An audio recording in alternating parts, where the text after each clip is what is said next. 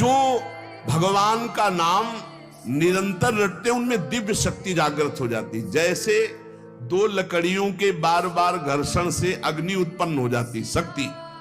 देखो ना, दो पत्थरों को आप रगड़िए तो उनमें चिंगारी पैदा हो जाएगी।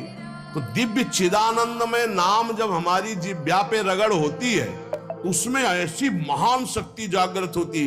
ज्ञान, भक्ति, वैराग्य, विपत्ति, दुख का नाश सब।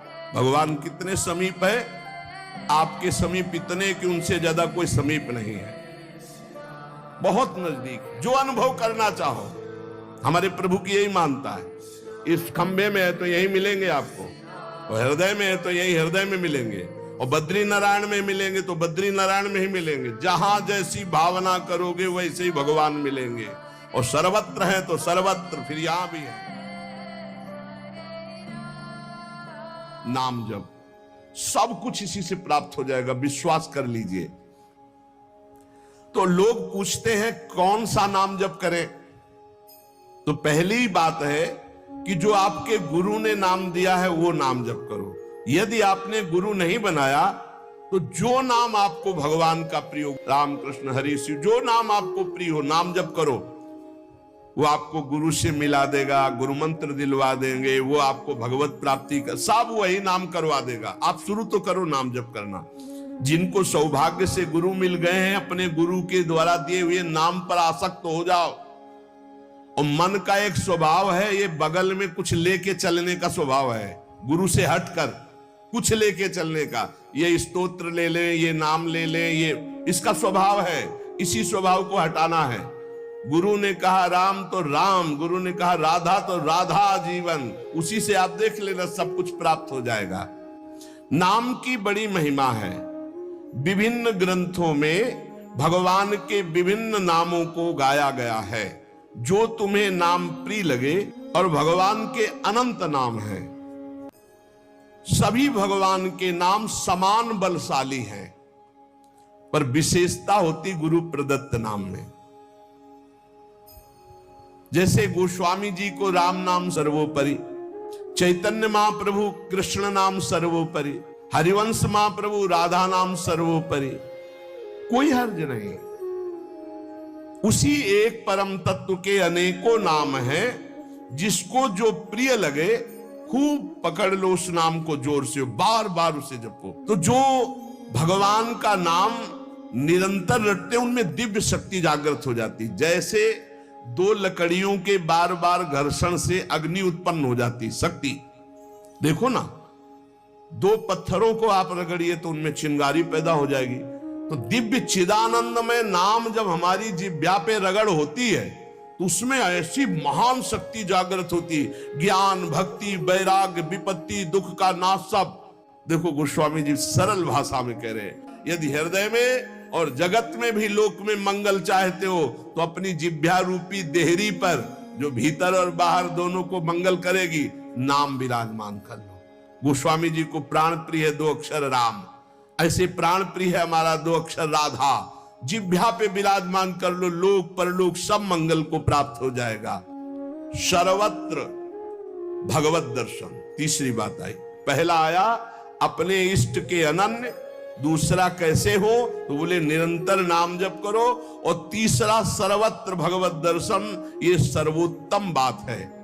चाहे वो चांडाल हो, पशु हो, पक्षी हो, जड़ हो, चैतन्य हो, जहां तुम्हारी दृष्टि पड़े तो उसमें देखने की कोशिश करो, इसमें भगवान श्री हरि विराजमान है। जैसे दूर से पड़ी हुई रस्सी सांप दिखाई देती है, न सांप पहले था ना बाद में रहेगा, बीच में भास रहा है, और बीच में है रस्सी, भास रहा है सांप।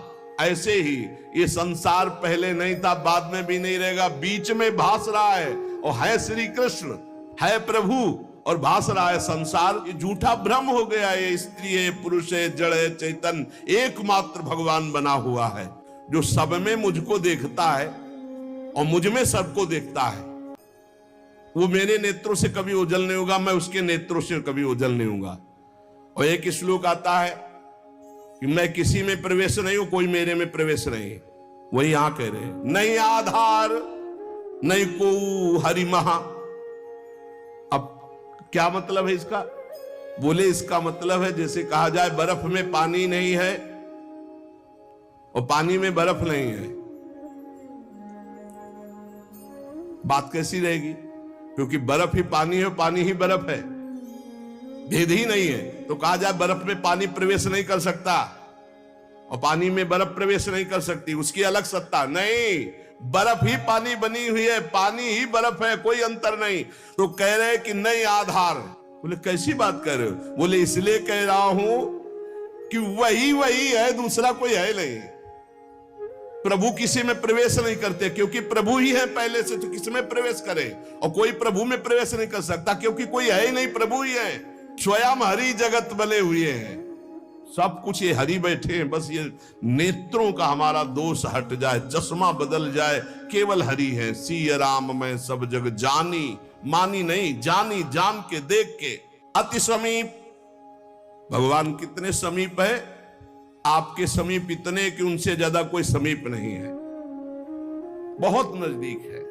इतने नजदीक है कि अपने आप से भी नजदीक हरि है, अपने आप से भी। आप अभी अपने को शरीर मान रहे हैं या मन मान रहे हैं या स्वभाव मान रहे हैं, स्थूल सूक्ष्म कारण तीनों से नजदीक भगवान है। और इतने दूर हैं कि जन्म जन्म लग जाएंगे खोजते हुए, मिलना बहुत कठिन है।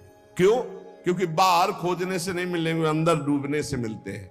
अंदर जो लौट कर डूब गया वो पा गया हीरा, और जो बाहर चाबी घर में खो गए हैं और बाहर जंगल में पूरा जीवन ढूंढो, मिलेंगे क्या? घर में लौटो, अंतर में आओ, बहिर्मुख बात छोड़ो, अंतर्मुख हो करके एकस चरणदास चित्त मनंतई से अकेले अंदर घुसो। कुछ लेके नहीं जाओगे प्रेम गलियत साकरी, जितने संबंध सब ये बोझा है, नहीं ले जाओगे अंदर। अंतर्मुख अकेले होकर असंगो हम, और फिर ढूंढो तो मिल जाएगा, वही मिल जाएगा। और जब वो मिलेगा तो ढूंढने वाला नहीं रहेगा, केवल वही वो है जो अनुभव करना चाहो। हमारे प्रभु की यही मानता है, इस खंबे में है तो यही मिलेंगे आपको, और हृदय में है तो यही हृदय में मिलेंगे, और बद्री नारायण में मिलेंगे तो बद्री नारायण में ही मिलेंगे। जहां जैसी भावना करोगे वैसे ही भगवान मिलेंगे। और सर्वत्र है तो सर्वत्र फिर यहां भी है। कैसे भगवान समाये हुए हैं? जैसे दूध में घी। अब दूध में पूड़ी बनाओ, नहीं बन पाएगी। अब प्रक्रिया है, दूध को दही जमाओ, दही का मंथन करो, मक्खन निकालो, मक्खन को सिराओ, घी आ गया। ऐसे ही गुरु प्रदत्त साधना के बिना यह दृष्टि नहीं प्राप्त हो सकती। सर्वत्र श्री भगवान है। भगवान कैसे समाये हुए? पय घृत, दूध में घी के समान। जैसे अग्नि और लकड़ी, लकड़ी में कहीं अग्नि है लेकिन घर्षण करो, अरण्य मंथन उसी को तो कहते हैं। लकड़ी के घर्षण से अग्नि पैदा हो जाती है। जैसे एक छोटे से बीज में पूरा वृक्ष है, उसकी डाल भी है, उसका पत्ता भी है, उसका फल भी है, लेकिन उसको जब आप भूमि पर प्रक्रिया से गाड़े, बीज अंकुरित हो, तब आपको यह अनुभव में आएगा। आनंद समुद्र भगवान ही सब रूपों में व्याप्त है। एक बार यह दृष्टि आ जाए कि सर्वत्र भगवान है, वो भव समुद्र से पार हो गया। पर इस दृष्टि में बड़ा धैर्य की जरूरत है, क्योंकि जहां आपकी दृष्टि हुई तहां माया अपना रंग शुरू कर देगी। जब देखने चलोगे ना भगवान को, तो ये द्वंद अपना आक्रमण करेंगे। कभी सुख फंसा लेगा, कभी दुख, कभी लाभ, कभी हानि, कभी मृत्यु का भयावा, कभी मान, कभी अपमान। जो इन सब में भगवान को देखता है वही निकल पाएगा। बड़ा कठिन है जब कोई अपमान करे उसमें भगवान देखे। बड़ा कठिन है जब कोई मारने आवे, कोई कहे आओ भगवान मार दे आके। ऐसा बड़ा कठिन है। कोई हमें गाली दे, हानि करे, तिरस्कार करे, हम उसमें भगवान देखें, लेकिन है भगवान। बहुत कठिन है। भगवान एक ऐसी स्थिति दे तभी होता है, नहीं तो ऐसे। अब नामदेव जी ने जब कुत्ते में भगवान को देख लिया, भूत में भगवान को देख लिया, तो एक भगवान से सख्य भाव से बात करने लगे। एक दिन कहा, विठल भगवान, पांडुरंगा, आपकी कृपा से अब मैं सब में आपको पहचान लेता हूं। भगवान ने कहा सही। बोले आप किसी भी रूप में छुपो, अब हम आपको पहचान लेंगे। भगवान मुस्कुरा दिए। थोड़ी देर में विचार आया कि मंदिर में बैठ के भजन करने से बड़ी भीड़ हो रही, लोग आ जा रहे हैं, विक्षेप पड़ता, मंदिर के पीछे चलते हैं। अभी तक विचार नहीं आया था। अब मंदिर के पीछे जाके जो भजन में लगे, कीर्तन में, सो देखा कि 10 बच्चे आ गए, कबड्डी खेलने लगे। यहां बड़ा विक्षेप, चलो नदी किनारे चलते हैं। तो नदी किनारे जाकर कीर्तन करने लगे। अभी कीर्तन शुरू ही हुआ था कि वहां बैलगाड़ी से तंबू कनात उतरने लगी, हो हल्ला शुरू हो गया। तो उनके नजदीक दूर से गए, बोले यहां हम भजन करने आए थे, यहां भी उपद्रव शुरू किया। तो उसकी पत्नी गड़ासा लेके निकली, बोले हम भोजन की व्यवस्था भगवान ने कर दी है, मिल गया है, काट के अभी हम बनाते हैं, हम सब लोग खाते हैं। नामदेव जी ने कहा यहां तो मरने वाला प्रोग्राम शुरू हो गया, ये कौन लोग है जो हमें काट के खाएंगे। गड़ासा लेके दौड़ी नामदेव जी की तरफ। पति ने कहा तुम चिंता मत करो, दूसरा गड़ासा लेके वो दौड़े। अब वो नामदेव जी ने भजन तो फिर भी हो जाएगा जो जिंदा रहेंगे, भागे मंदिर की तरफ, और सांस, और जैसे जैसे भागते पीछे पकड़ पकड़ अब पकड़ा पर।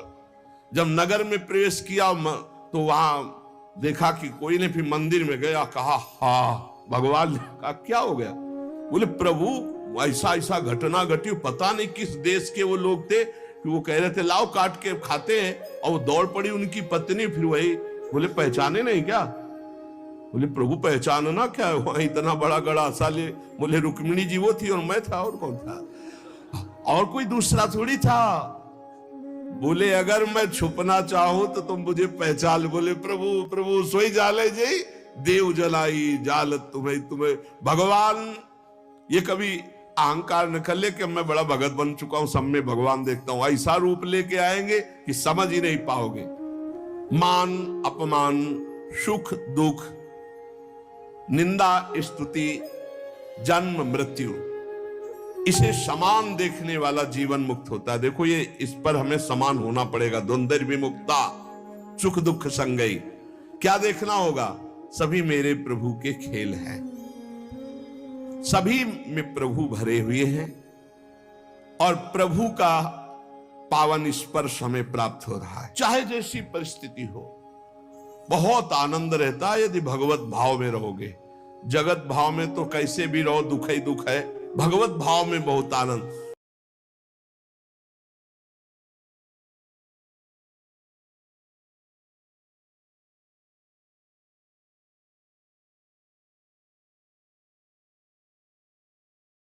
तो जो भगवान का नाम निरंतर रटते उनमें दिव्य शक्ति जागृत हो जाती। जैसे 2 लकड़ियों के बार बार घर्षण से अग्नि उत्पन्न हो जाती, शक्ति देखो ना। 2 पत्थरों को आप रगड़िए तो उनमें चिंगारी पैदा हो जाएगी। तो दिव्य चिदानंद में नाम जब हमारी जिह्वा पे रगड़ होती है, उसमें ऐसी महान शक्ति जागृत होती।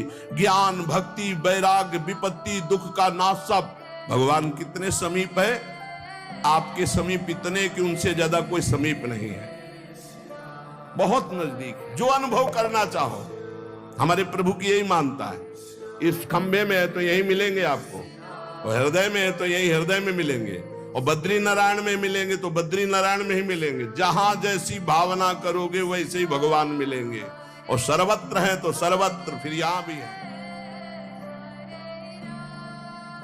नाम जप, सब कुछ इसी से प्राप्त हो जाएगा, विश्वास कर लीजिए।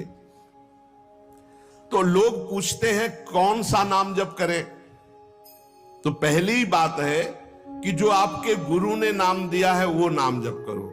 यदि आपने गुरु नहीं बनाया तो जो नाम आपको भगवान का प्रिय हो, राम कृष्ण हरि शिव, जो नाम आपको प्रिय हो नाम जप करो।